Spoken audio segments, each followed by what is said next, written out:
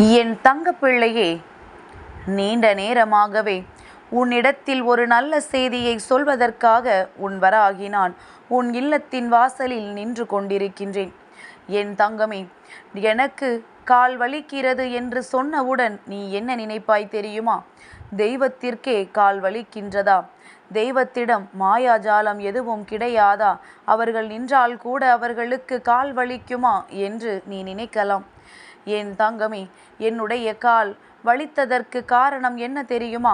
நான் உன் இல்லத்தின் வாசலில் நின்று கொண்டிருக்கும் பொழுது உடனடியாக அந்த செய்தியை நான் உன்னிடத்தில் கொண்டு சேர்த்து விட்டேன் என்றால் அம்மாவிற்கு எந்த பிரச்சனைகளும் கிடையாது.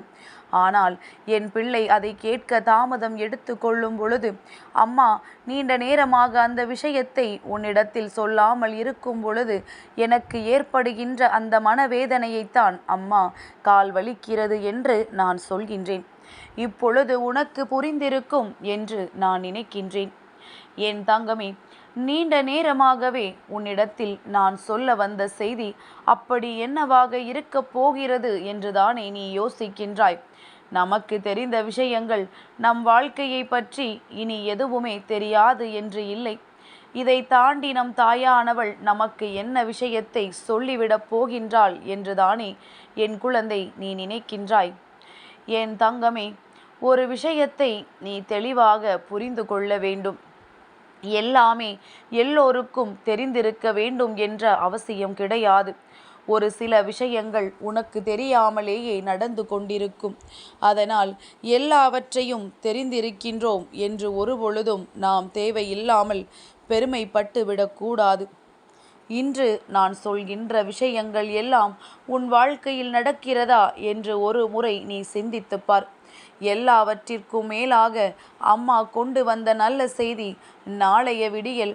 என் தங்கமே, நாளைய திங்கள் கிழமை விடியல் என் குழந்தைக்கு மிகவும் அதிசக்தி வாய்ந்த விடியலாக இருக்கப் போகின்றது. என் குழந்தை வேண்டி விரும்பி நின்ற விஷயம் ஒன்று என் குழந்தைக்கு இன்று நடக்கப் போகின்றது. என் தங்கமே, உன்னுடைய வாழ்க்கையில் பல அதிசக்தி வாய்ந்த திருப்பங்களும் மாற்றங்களும் நாளைய விடியல் உனக்கு கொடுக்கப் போகின்றது. அதனால் இன்று இரவை என் பிள்ளை நீ கடக்கும் பொழுது நாளை நமக்கு வெற்றிகரமாக இருக்கும் என்ற நம்பிக்கையோடு நீ உறங்க வேண்டும். எந்த ஒரு மனதில் கவலையோ கஷ்டங்களோ இருக்க வேண்டாம். எல்லாம் நாளை சரியாகும். எதை நினைத்து இப்பொழுது நீ பதற்றத்தோடு இருந்து கொண்டிருக்கின்றாயோ, எந்த விஷயம் நாளை நமக்கு மிக பெரிய பூதாகரமாக வெடிக்கும் என்று நினைத்து நீ வேதனைப்பட்டு கொண்டிருக்கின்றாயோ, அந்த விஷயம் நாளை ஒன்றுமே இல்லாததாக மாறப்போகின்றது. நான் சொல்வதை இப்பொழுது உனக்கு நம்ப முடியாமல் இருக்கலாம். ஆனால் நாளை நடந்து முடிந்த பிறகு பார், நிச்சயமாக இந்த தாயானவள் சொன்னது எத்தனை பெரிய உண்மை என்பதை நீ புரிந்து கொள்வாய். என் தங்கமே, இப்படித்தான் வாழ்க்கையில் ஒவ்வொரு நாளும் உனக்கு நடந்து கொண்டிருக்கின்றது என்பதனை முதலில் நீ புரிந்து கொள்.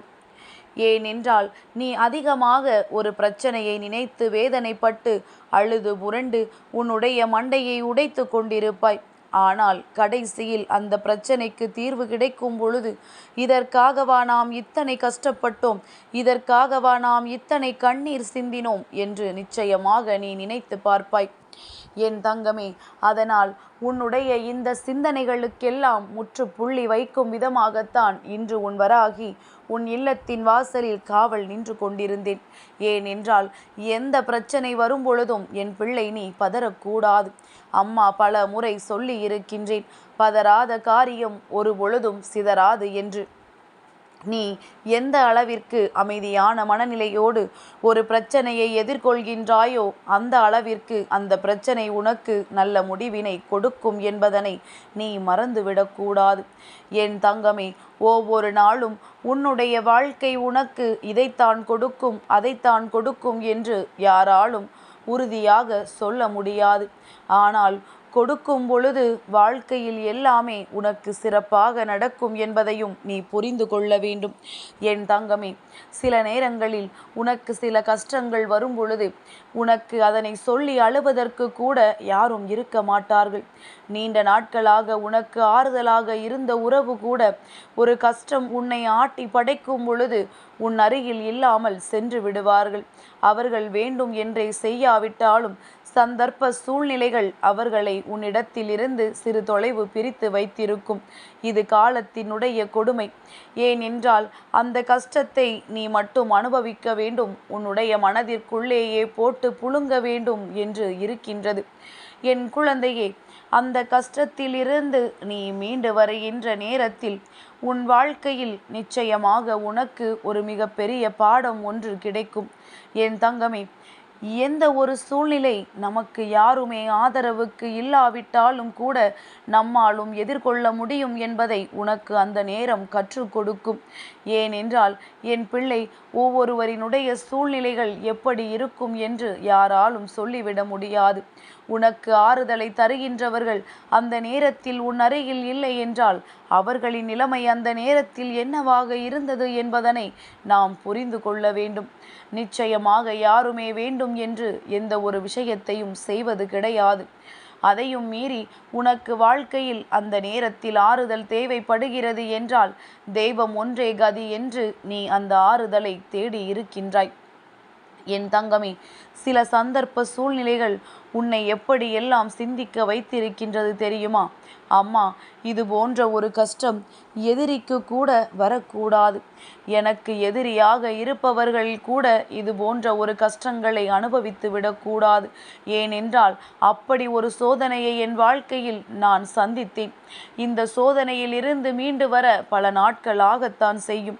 ஆனாலும் இதையும் வாழ்க்கையில் ஒரு அனுபவமாக நான் கற்றுக்கொண்டு இதிலிருந்து மீண்டு வந்து கொண்டிருக்கின்றேன். என் தங்கமே, நீ இப்படி நினைக்கின்றாய் அல்லவா? இந்த நேரத்தில் உன் தாயானவள் உனக்கு கொடுக்கின்ற வாக்கு என்ன தெரியுமா? நீ இப்பொழுது ஏற்பட்ட இந்த கஷ்டத்தில் இருந்து எத்தனை சுலபமாக மீண்டு வந்து கொண்டிருக்கின்றாய். எதிரிக்கு கூட இந்த நிலைமை வரக்கூடாது என்று நினைக்கிறாய் என்றால் உன்னுடைய கஷ்டம் எவ்வளவு பெரியது. இனிமேலும் இதைவிட மிக பெரிய கஷ்டம் என்ற ஒன்று உன் வாழ்க்கையில் வந்து விடாது என்பதனை நீ புரிந்து கொள்ள வேண்டும் என்பதற்காகத்தான் அம்மா உன்னிடத்தில் சொல்லிக் கொண்டிருக்கின்றேன். அதனால் இனி உன்னுடைய எதிர்காலத்தை நோக்கிய பயணம் தெளிவாக இருக்க வேண்டும். இன்னமும் வாழ்க்கையில் கஷ்டங்கள் வந்துவிடுமோ என்று எண்ணி ஒரு பொழுதும் நீ பயப்படக்கூடாது. என் தங்கமே, எது உனக்கு நிலைக்க வேண்டும், எது உன்னுடையது என்று எழுதி இருக்கின்றதோ அது ஒரு நாளும் உன்னை விட்டு செல்லாது. ஒருவேளை ஒரு விஷயம் உன்னை விட்டு செல்கிறது என்றால் அது உனக்கானது அல்ல என்பதனை மட்டும் நீ தெளிவாக புரிந்து கொண்டாலே போதும். இந்த வாழ்க்கையில் இப்படித்தான் நிறைய பேர் எது தன்னுடையது எது தனக்கு அல்லாதது என்பதனை புரிந்து கொள்ள முடியாமலேயே தவித்து நின்று கொண்டிருக்கின்றார்கள்.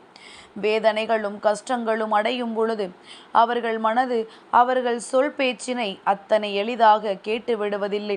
காரணம், மனது ஒரு நிலையில் இல்லாமல் போவது. உன்னுடைய மனதை உன்னாலேயே கட்டுப்படுத்த முடியவில்லை என்றால் மற்றவர்கள் எப்படி அதனை எதிர்கொண்டு பேச முடியும் என்பதனை நீ புரிந்து கொள். என் தங்கமே, நாளைய விடியலில் நீ நல்ல மனநிலையோடு உன் செயல்களை தொடங்க வேண்டும். என்னாலும் அம்மா உனக்கு அதிகாலையில் வந்து நல்ல வாக்கு தருகின்றேன். என் குழந்தை, அந்த நாளை நீ நல்லபடியாக தொடங்க வேண்டும் என்பதற்காக மட்டுமல்ல, நல்லபடியாக நீ முடிக்கவும் வேண்டும் என்பதற்காகவும் சேர்த்துதான் உன் அம்மா நான் பேசிக்கொண்டிருக்கின்றேன். கஷ்டங்கள் துன்பங்கள் என்று நீ யாரிடத்தில் வேண்டுமானாலும் சொல்லிப்பார். உன்னை விட அதிகமான கஷ்டங்களை அவர்கள் உன்னிடத்தில் சொல்வார்கள். என் தங்கமே, எத்தனை வேதனைகளை வாழ்க்கையில் சந்தித்திருக்கின்றோம் என்பதை விட எத்தனை சோதனைகளை கடந்து வந்தோம் என்பதை பற்றி நீ அதிகமாக சிந்தித்துப்பார். நிச்சயமாக இதுவெல்லாம் வாழ்க்கையில் ஒன்றுமே அல்ல என்பதனை உன்னால் உணர முடியும். என் தங்கமே, இந்த வராகி உன்னோடு எப்பொழுதுமே உறுதுணையாக நிற்கின்றேன் என்பதை மட்டும் புரிந்து கொண்டு உன்னுடைய அனைத்து விஷயங்களையும் நீ நல்லபடியாக கடந்து வர வேண்டும். எது நடந்தாலும், என்ன சோதனைகள் வாழ்க்கையில் வந்தாலும் எல்லாமே உனக்கு ஒரு நல்ல பாடத்தை கற்றுக் கொடுக்கத்தான், நல்ல விஷயங்களை சொல்லிக் கொடுக்கத்தான் என்பதை மட்டும் நீ உணர்ந்தாலே போதும். இனியும் இந்த வாழ்க்கை உனக்கு தர வேண்டிய விஷயம் பெரிதாக எதுவும் இல்லை. ஏறக்குறைய எல்லாவற்றையும் அனுபவித்து நீ கடந்து வந்து விட்டாய். இனிமேல் நீ வருத்தப்படவோ வேதனைப்படவோ அல்லது கண்ணீர் சிந்தவோ உனக்கு வாய்ப்புகள் மிகவும் குறைவு. உன் வாழ்க்கை சந்தோஷமாக இருக்கின்றது என்ற மனநிலையோடு இன்று இரவை கடந்து நாளைய விடியலை தொடங்கு. என் தங்கப்பிள்ளைக்கு இந்த வராகி அம்மாவினுடைய ஆசீர்வாதங்கள் எப்பொழுதும் உண்டு.